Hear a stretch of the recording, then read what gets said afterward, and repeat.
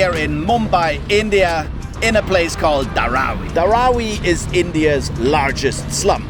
As a matter of fact, it is located on an area of around 2.1 square kilometers, and according to the census figures, is home to over 1 million people, making this place one of the most densely populated areas on this planet.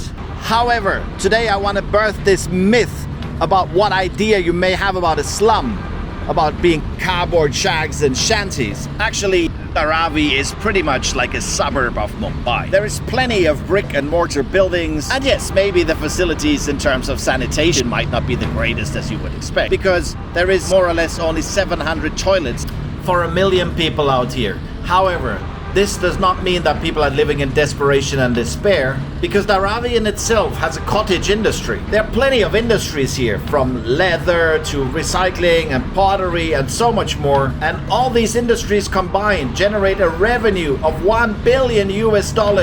And you're not gonna tell me that is peanuts, that is some serious money. So the idea of poverty, slum, and all these kind of things that you may have in your head is what I wanna disperse.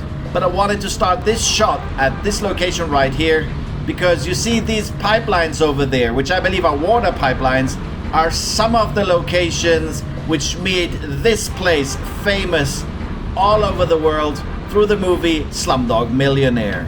However, that movie was very biased. It showed you the dark and the ugly side of Dharavi. On this adventure, however, I want to show you the other side of Dharavi. And for that, I want you guys to come slightly outside of your comfort zones and look beyond the trash and the poor living conditions and discover a community that builds and thrives on its own opportunities. So forget the prejudices that you may have about a regular slum and look beyond to discover the true slum millionaires who created their own opportunities in these cottage industries that combined generate around $1 billion in revenue every year, helping themselves, their livelihood, and providing all the possible opportunities for the next generation. So I want to show you the other side of Dharavi today. So let's walk around and soak up the atmosphere of India's largest slum.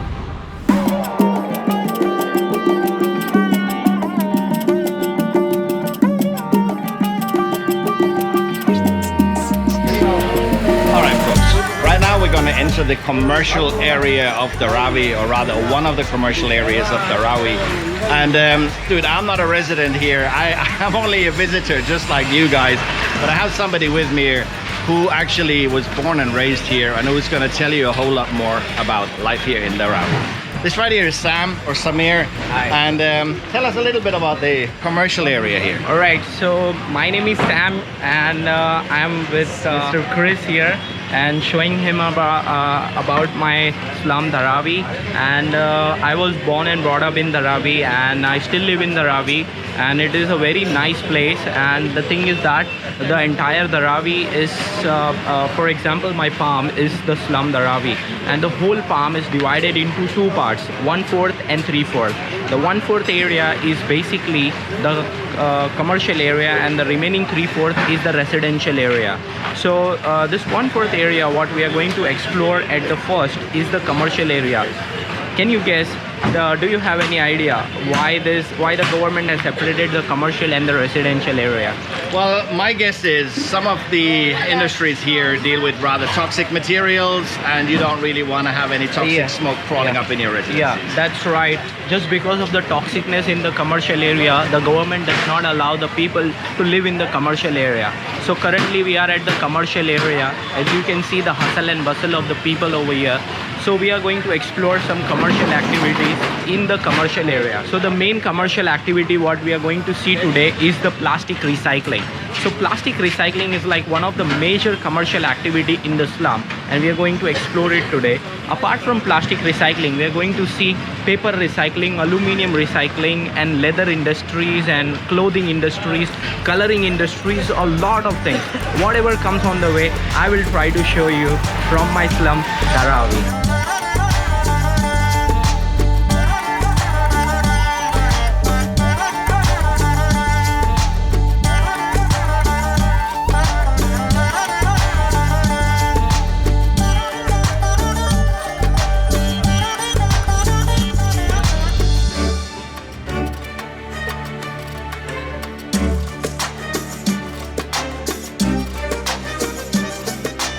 As I told you, so we are at the commercial area, and I'm going to show you how the plastic recycling happens. So to recycle a plastic, the first thing is that they collect the plastic, and these plastics are basically the garbage from throughout the city Mumbai. So the garbage has been brought over here, and after the garbage has been brought over here, they separate the garbage. They separate plastic, and they separate metal, they separate aluminium in the sense Pepsi can, beer cans, all type of cans is been separated. And then this plastic merchants, they buy the plastic from this particular garbage pickers, and after they buy it from them, then they will simply separate the quality of the plastic. So if you see, the plastic bottle is a low quality plastic, and a car bumper and a car dashboard is a high quality plastic. So depending upon the quality of the plastic, they separate it, and according to the quality, then they will process the entire plastic. So after the separation of the plastic has been done, then they have made a machine which is known as crusher machine, and this machine is proudly made in Dharavi. This is not brought from somewhere else. They put the plastic from the top, and that machine has several blades which rotates with the help of electricity motor. And here in Dharavi we have 24/7 electricity. We have no electricity shortage. These people basically crush the plastic in that machine. They put it in that machine, and that machine will chop the plastic into small pieces, and then that small pieces of plastic will be sent to the washing unit, where they will wash the plastic. And after the washing has been done, then they will simply after the washing, they will simply dry it in the open dry air, and after the drying of the plastic has been done, then they will simply convert it into pallets, and then that pallet will be sent to the melting factory, where they will melt the pallets, and they make whatever they want. Okay, they can make sunglasses, they make bottles, they make food containers, they make car parts, they make car dashboards, they make plastic drums, they make anything, whatever you want out of recycled plastic, you name it, they will make it.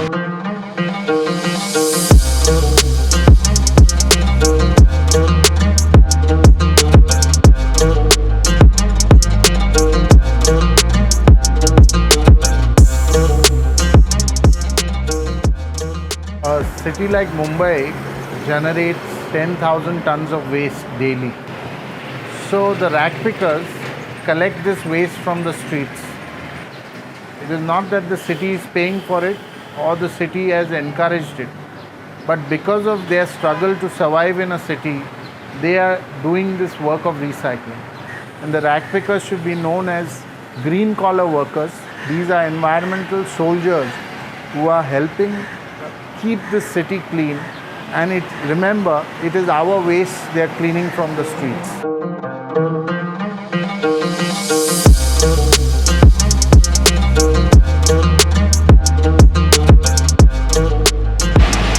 Check this out.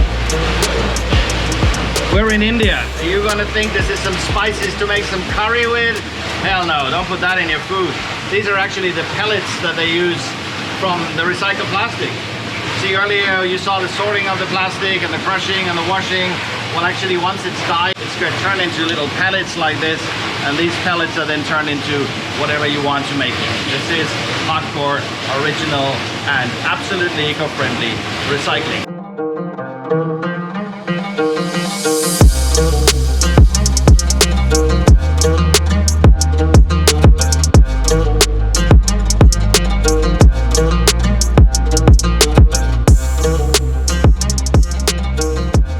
Plastic recycling is of course not the only type of industry here in Dharavi. This area is also a major hub for various other forms of recycling, such as paper recycling, aluminum recycling, and even the recycling of vegan cooking oils from restaurants that are turned into, guess what? Let me show you.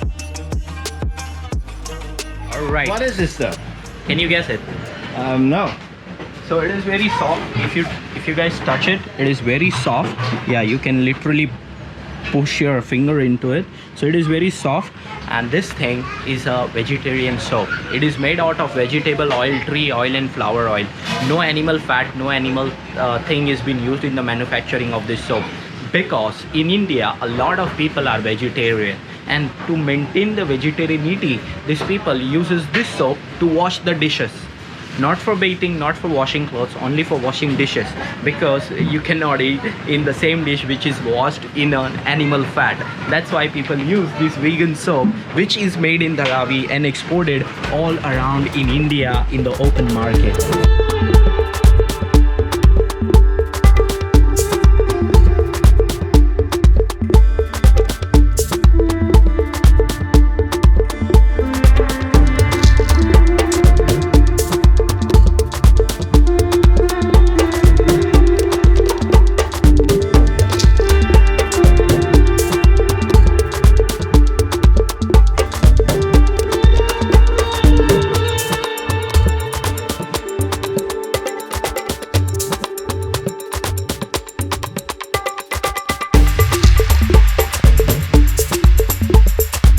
It's got a whole infrastructure. I mean, you know, they got shops here, they got restaurants, they got all kind of things here, including, of course, the barber shop like this one here.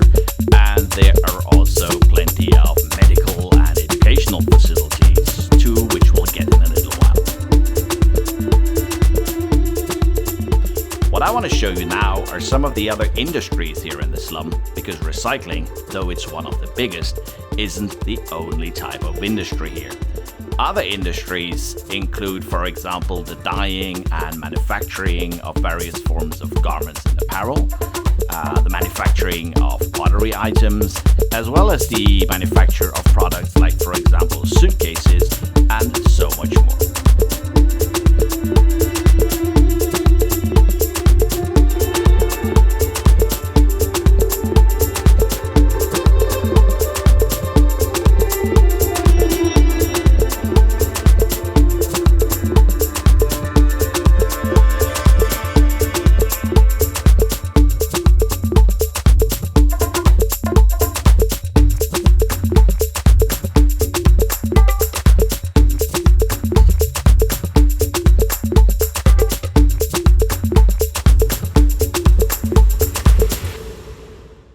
If you have a close look at a leather, everything is made in Dharavi.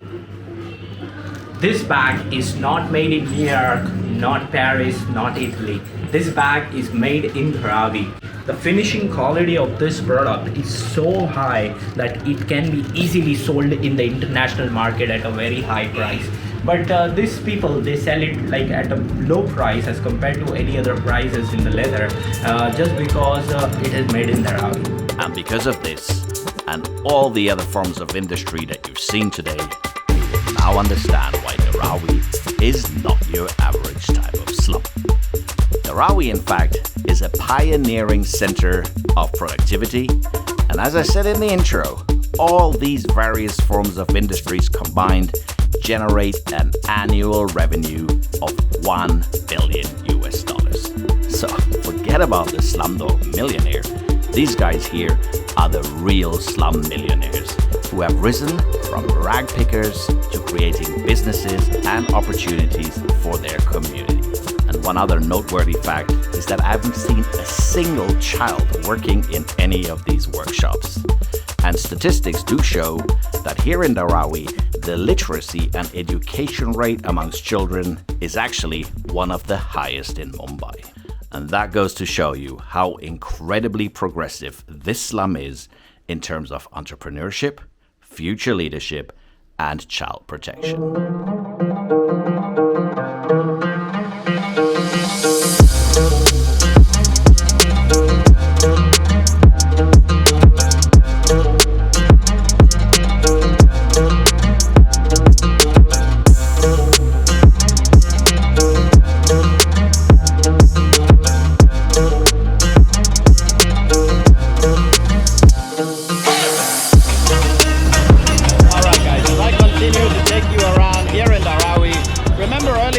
Dharavi is separated into two areas, the commercial area and the residential area.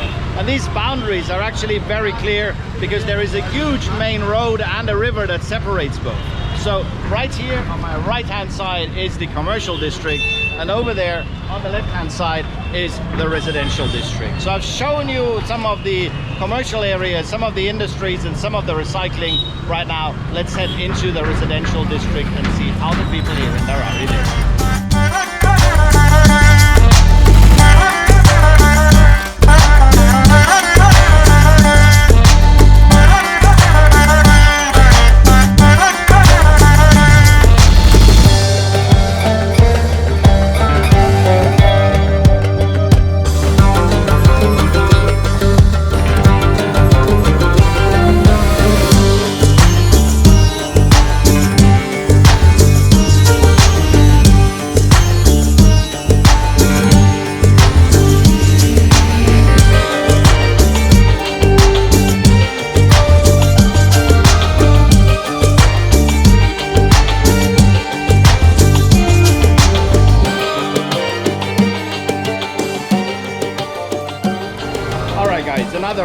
impressive and fascinating fact of Dharavi. Hi guys. Say hi. Another super interesting and impressive fact here in Dharavi is actually there are plenty of medical facilities and educational facilities as well. So that means if you live here and you get sick, there is your own clinics, there is your own schools like this one right here. And as you can see, there are plenty of school kids because school just finished and the kids are walking around. I am sweating like a waterfall because it is seriously tropic out here. But yeah, I hope you get the picture and I hope you get the idea that here in Dharavi, there is a whole lot of facilities that you would not expect, such as I said, schools, medical facilities, markets, and everything you need.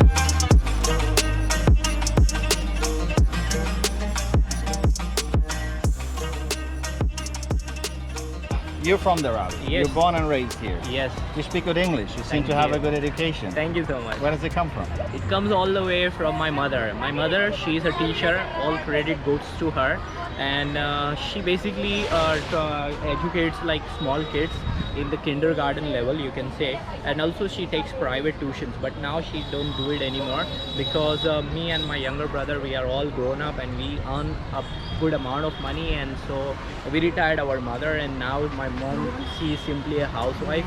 She just take care of the house, that's it. And yeah, it all comes from my mother. You see guys, and this is a cliche, you know, you think slum people are dirty and uneducated and all of that. None of these people are dirty. Look how clean these kids are, look how healthy they are.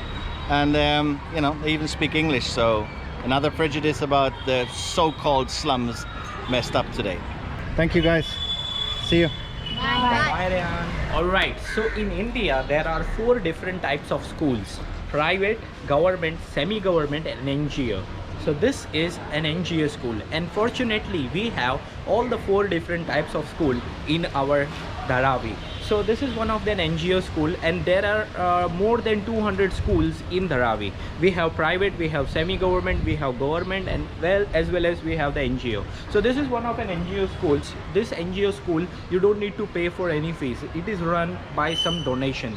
So there are a lot of rich people in Dharavi as well, and well as the trustee, they ask for the donations out of the slum as well. So the people from all around India, or maybe wherever they are, they give some donation, and with the help of that donations, these schools are being run. These schools are also very popular. The group name is the Dharavi Dream Project.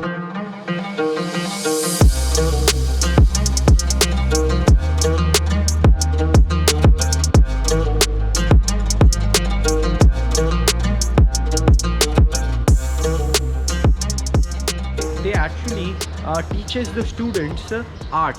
They in the art they will teach you hip hop, they will teach you beatboxing, they will teach you all type of arts, street arts, where you can make money. where you can perform on the streets, or maybe you can perform on the stage and you can make money. So with the help of that money, this school has been run. Okay, we're also going to see some semi-government school, government school, and some private school.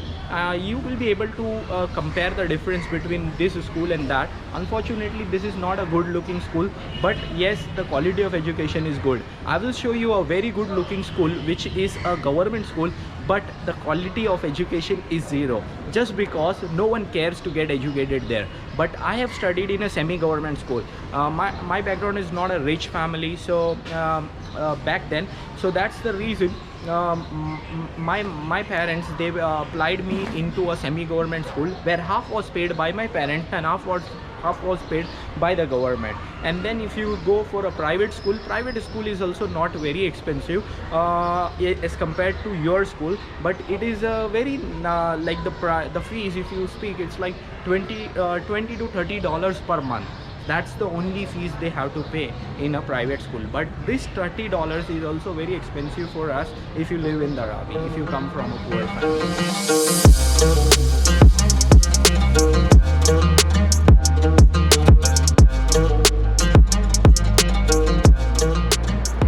Alright guys, obviously there are also a lot of, activities here for the community in community centers. Hi everyone, my name is Sandeep Nangre. I'm the Director of Operations for Reality Gives.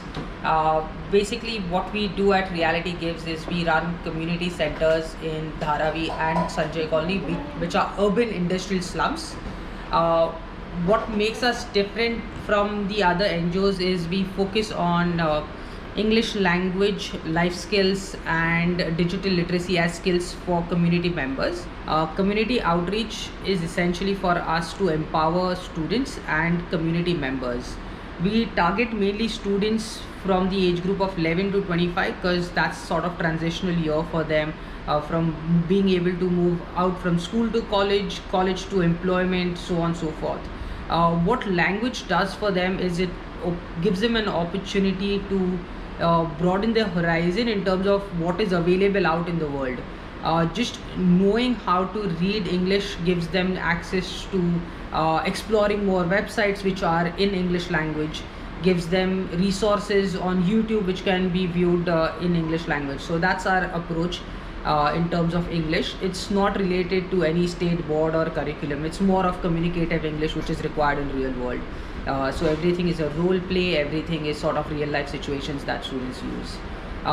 Digital literacy is just a supplement to it because knowing English language doesn't move you anywhere in life. So what digital literacy does for them is helps them make simple transactions which are very easy for you and I to do. Say banking, booking tickets, ordering food. These are the avenues that open up for them through English and digital literacy. So thank you for supporting.